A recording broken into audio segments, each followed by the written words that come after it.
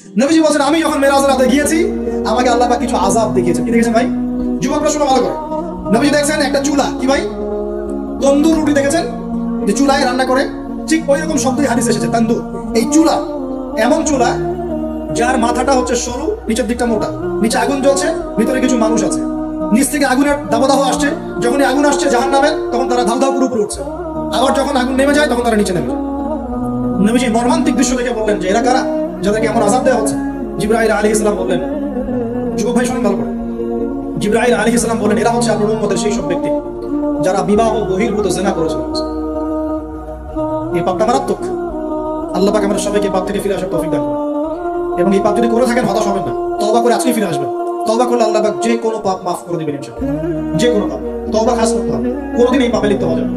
এই উম্মতদেরকে উৎসাহিত করা হয়েছে না জিনার জন্য।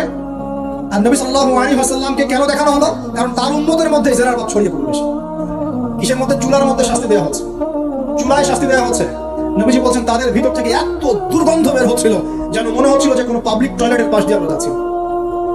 প্রিয় ভাই, আল্লাহর রাস্তায় জিনার ধার কাছেও যায় না। আল্লাহ পাক বলেছেন ওয়ালা তাকরাবু জিনা, জিনার কাছেও যেও না। এক নাম্বার শাস্তি কি দেখেছেন নবী সাল্লাল্লাহু আলাইহি ওয়াসাল্লাম? কিসের শাস্তি? তন্দুর চুলার মধ্যে আগুনের শাস্তি। কিসের পাপের কারণে? বলেন, জিনা। এই উম্মতে মুহাম্মাদের মধ্যে জিনা ছড়িয়ে পড়েছে কিনা? এখন আমরা কি এই স্রোতে গা ভাসাবো না দূরে থাকবো? আমরা হালাল উপার্জনের সোর্স তৈরি করবো, পরে হালাল বিয়ে করবো। হালাল উপার্জনের মাধ্যম তৈরি করবেন, পরে বিয়ে করবেন। বিয়ের আগে কোনো পীড়িত নাই, সব পীড়িত বিয়ের পরে পাওয়া যাবে ইনশাআল্লাহ। আর সব আগে ভাগে খেয়ে শেষ করে ফেললে পরে খাবেন, তাই না বিষয়টা? আচ্ছা, এবার সামনে যাই। নবী সাল্লাল্লাহু আলাইহি ওয়াসাল্লাম সামনে গেলেন, গিয়ে দেখলেন, এবার দেখলেন কিছু মানুষ বসে আছে।